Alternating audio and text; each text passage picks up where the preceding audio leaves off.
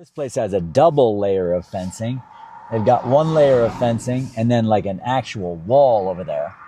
And a tall shrubbery too, so that you cannot even think about taking a glimpse inside of this residence. On right where Africa's richest street starts, look at this. There's a little food stand these women are operating right up here on Coronation Road. And they've got all kinds of stuff for sale. I don't know what is going on here. Maybe they're under strict orders to not speak to hooligans like me. I don't know what's going on. So that is sort of the way things work in Johannesburg. The height of your wall dictates how rich you are. But I think this was my best trip ever. Morning in Johannesburg, last morning in South Africa. And you know, we've seen the townships, and now it's time to take a little look at some of where the rich people live in Johannesburg. And there are a lot of rich people in Johannesburg, and they live in neighborhoods like this. This is Rosebank. And you come down the street here, and what you see is all kinds of high. You see guys like this who are sifting through people's trash. And then you see super high walls and beautiful stately oak trees. And you can hardly get a look at the houses because they're behind so much security. We're going to take a look this morning at a couple of these neighborhoods, including the richest street in Africa, Hyde Park. And look at how high the fences are here and how high the fences and walls are here. How are you supposed to get a good look at these mansions? It's not easy, is it? Walls of this place, how high they are. Can't even see them. Take a look at the trees here and the shrubbery of these places. Something, aren't they? Look at the gates. It's big money, people. Roads and developments like this one. Now this damn street is so exclusive you can't even drive down it. It's all gated off. Of course we have the same thing. Yes, a security area. So there's a place where, and then there's black guys walking dogs around here for people too. Wondering, is this all like an all-white neighborhood? No, it is not. There are rich black people living in this neighborhood too. I should point that out. In fact, many of the super wealthy of Johannesburg are black, so I should make that pretty clear. But there are also people who come from the townships to work in these neighborhoods as cooks, as cleaners, as dog walkers and other stuff. We met a rich lady on the last safari we were on, who was telling us that wealthy people here, wealthy white people who live in these areas, these beautiful suburbs of Johannesburg, they feel compelled to employ as many people as possible, she said, because she said if you can afford to do it, you need to do it, because when you employ one person, that person can support an entire extended family. So she said that she has 2 full-time housekeepers and a cook. And she said the going rate is something like $200 per month or so that she pays them, which is typical. This place here, for example, now this place has a double layer of fencing. They've got one layer of fencing and then like an actual wall over there. And a tall shrubbery too, so that you cannot even think about taking a glimpse inside of this residence. But you see, I just had a guy who was sweeping up out here. It says Casa Mo is the name of this place. And look at those imposing gates. Wow. They're not taking any chances with security right here. Wow. Really interesting, isn't it? You wonder who the hell lives here. Look at this place. Fantastic, isn't it? This looks like a penitentiary. A beautiful penitentiary, though. A really nice one. And here's another one, just like it. Question, sir. I read this was the richest street in Africa. Is that true? Which Coronation Road. Yeah, it's Coronation. That's the most richest street in Africa? I don't know. Did you hear something like that? You're not sure? Thanks, buddy. See you. Have a good day. Okay. Folks, this is Coronation Road. This is the richest street in Africa right here, folks. What do you think? Would you like to live here on Coronation Road? It's pretty awesome, huh? Hard to see much, to be honest, with the high walls. Morning, sir. Can I ask you a question? This Coronation Road, this is the richest street in Africa, right? Sorry? I read this is the richest street in Africa. That's why I wanted to take a look at it. Is this it? The Coronation Road.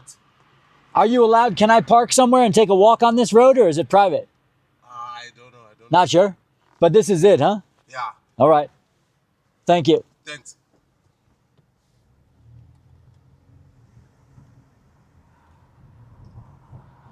Well, they're taking a walk on the road, so I guess it's possible.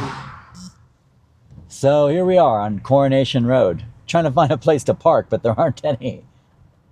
And here you go, actually, you can see right there, this huge mansion. There's a black guy in a suit working at his desk overlooking the road. So as I said, there's many of the rich people here are black. Perhaps not surprisingly, there is absolutely no parking on Africa's richest street, Coronation Road. So I had to duck off of that one and park kind of illegally on this other little road over here. And let's see what we can find. Right where Africa's richest street starts. Look at this. There's a little food stand these women are operating right up here on Coronation Road. And they've got all kinds of stuff for sale. And I think these are for the workers, the construction workers. There's a whole bunch of construction workers around the corner. Hello. Hello. Good morning. What are you cooking? I wanted to look at Coronation Road because I heard it was the richest street in Africa. What's that? I can't hear you, sorry. I can't hear you, I'm sorry. What did you say? This is the richest street in Africa, right? So you're supposed to shoot here. Over here? This one. Okay. Is this the richest street in Africa? Is it true? Okay. All right, thank you. I heard this was the richest street in Africa. That's why I came here. Is it true? Coronation Road. Do you work here? No? You're just here hanging out? All right. Have a nice day. See you. Bye. Beautiful. Look at this thing. Kind of looks like it belongs in like Beverly Hills. Look how tall it is. God. Beautiful. Kind of cool that the rich people of this neighborhood do not mind this woman setting up a food stand right here on Africa's richest road.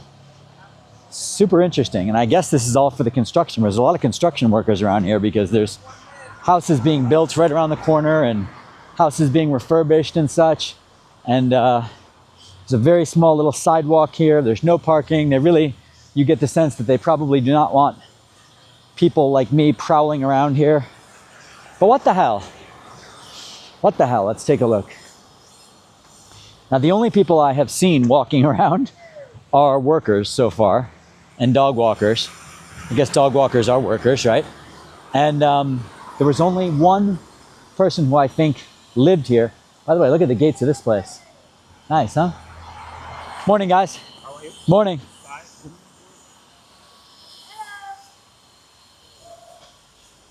And so I passed by one woman who I think lived around here, but she was jogging and she had her headphones in and I couldn't catch her attention. It would be interesting to meet someone who actually lives here on Africa's richest road. I don't know. Look at these places. God, the hedges are impressive, aren't they? Look at these places. Like an English country estate. Wow, that guy just flew right over the speed bump. But wow, everybody's flying right over the speed bump. I guess they don't care about ruining their vehicles. Look at this place, wow. Super cool. Morning. Look at this place, it's called Royale. Royale with cheese. Check it out. Oh yeah, with you. That's right. Check it out. Beautiful. Morning, guys. Good, how are you? Coronation Road? Yes. It is the nicest street in Africa, or the nicest street in Joburg? It is? Thanks, guys. See you. Wow, the people who work here, the security guards and the construction workers, even seem like terrified to speak to me. Not sure what the hell's going on here. You know, I've been in this country for 3 weeks, and usually people are just very eager to talk and so friendly. I don't know what is going on here. Maybe they're under strict orders to not speak to hooligans like me. I don't know what's going on. Security vehicle outside, and look at the gates here. You're not getting in this place, that's for sure. Hell no. Good luck. The gates just opened for a security guard very briefly here, and now they are closing again. Can we catch a little glimpse of what's going on inside there? No, the gates are closing. Look at this place. Absolute fortress. Impenetrable. I fought march in your general direction. You'd have an easier time invading Windsor Castle than one of these houses. What's this one called? The Courtyard. Look at this place. Kidding me? Are you kidding me? Look at this place. Kind of looks like a Japanese temple entrance from the outside here. Just check it out. I don't want to go too far because I feel like they're going to sick the dogs on me or something. But look at it. There's a whole security room. And there's a guy on television watching. He's got like 6 television screens that he's watching with all the different, I guess, entries and exits of the property. Wow.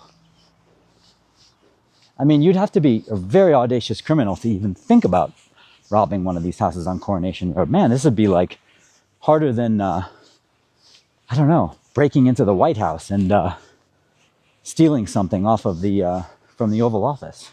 Would probably be easier. This is the richest road in Africa, they say, right? Okay. Is it the richest road in Johannesburg, the nicest street in Johannesburg? It's the one. This is it. Yes. Beautiful, isn't it? Yes. All these houses. Which is the most fabulous one on this road? Do you know which house is the biggest, most beautiful one? I'm not aware of it. You're not sure? I'm not. They're all beautiful, right? Yeah. Only, I don't know if the. You work security? No, I'm a gardener. Oh, you're gardener. Yes. All right. Have a wonderful day, sir. Okay. Thank you. Bye-bye.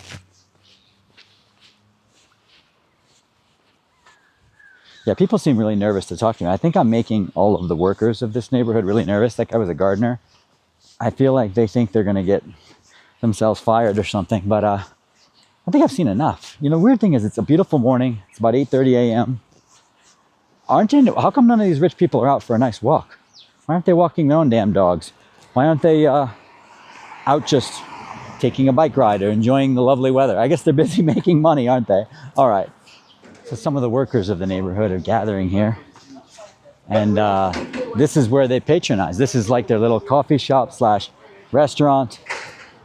And I love the fact that this woman has the audaciousness to set up shop here right on Africa's most expensive street. And that's fantastic. The fact that they allow her to do so, I think is fantastic. Have a great day. Thank you. God bless. I've had enough of Africa's richest street. Let's go somewhere else, all right? Now I am over in Parkhurst. I was in Sandhurst, Coronation Road, where the fabulously, insanely rich live. And now I am in Parkhurst, where the moderately rich live. So you can see the walls have come down a little bit here, folks. Do you see that? And so here you do not have gigantic, like 18 or 20 foot walls. The walls are only like 12 feet high. And so that is sort of the way things work in Johannesburg. The height of your wall dictates how rich you are. And so I like this neighborhood, by the way. I'm going to show you the main street. We were here last night. We had dinner in this neighborhood. If I was going to live in a rich neighborhood of Joburg, I think it might be this one because they've got such a nice main street. I'm going to show you. First main street. And this main street is nice. Why? It's got 2 gelato shops. Figure that. 2 gelato shops and 2 used bookstores. How cool is that? What else do you need in life other than gelato and bookstores? And all kinds of other places that I don't really care about, that you might like. Upscale shopping. There's a great Greek restaurant on this street called Kolanakis. We ate there last night. Absolutely delicious. Prices are not too bad either. Morning. You've got women's boutiques. Another Mediterranean restaurant up here. And all sort of independent shops too. There is a Starbucks here, I regret to tell you. There's a couple of coffee shops, other coffee shops as well too. But pretty much all independent businesses here. And it's one of the rare places people don't walk much in Johannesburg, but it's actually a very nice street for walking. This is 4th Avenue, I believe it's called. And Fab and Company Deli and Eatery. You can see people are in here with their laptops, getting a little work done, or who knows, surfing the internet.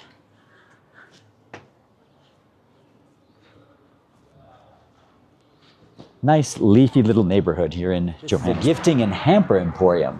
Look at how nice this place is. Fancy, fancy, fancy. Beautiful. Now what the hell is a hamper emporium? I have no idea. Here's a bookstore, one of the bookstores. This is Rick's bookstore.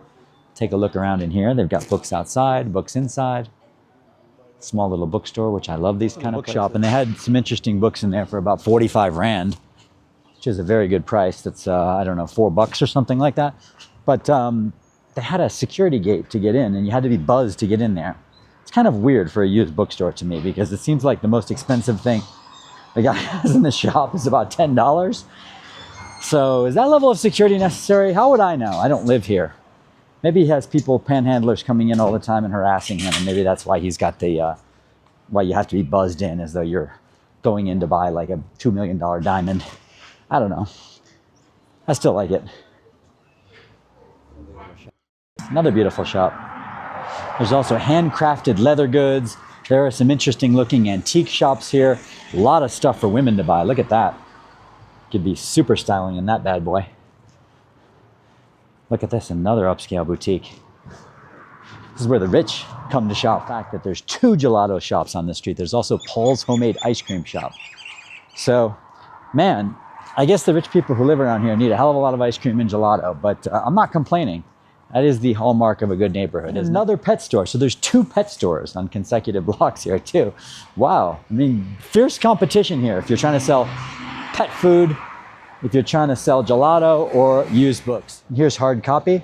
This is the other bookstore. It's called Hard Copy. This is another used bookstore here.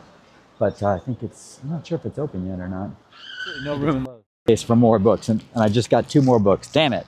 But nice selection in there, especially some interesting travel narratives, good prices. I think I got 2 books for 250 rand. So 2 books for maybe 15 bucks or so. Pretty good coffee, and this is one of the gelato places here on 4th Avenue. Another gelato place. Another gelato shop. I was wrong. I thought there were 2. There's actually 3. Crazy. 3 gelato shops and an ice cream parlor. So we're at Victoria Yards now, checking this place out. It's in a pretty sketchy neighborhood, but looks like an interesting place. So there's all kinds of little shops and workshops, boutiques. There's a few restaurants and stuff like that. We're gonna see if we can get some lunch. And it's a beautiful day. Little galleries, as you can see here. Pretty neat. Ceramic studio. So this place is called Fama Delicatess, and I think we're gonna have some lunch in here. They've got like empanadas, Spanish stuff, sandwiches, cafe, lots of different stuff. Pinchos.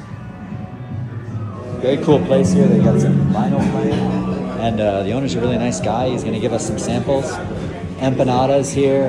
They've got bocadillos, Spanish style sandwiches. They've got coffees. It's really nice place. They bought this company from their meat supplier, Roberto, who's a 3rd generation charcutier Spanish immigrant.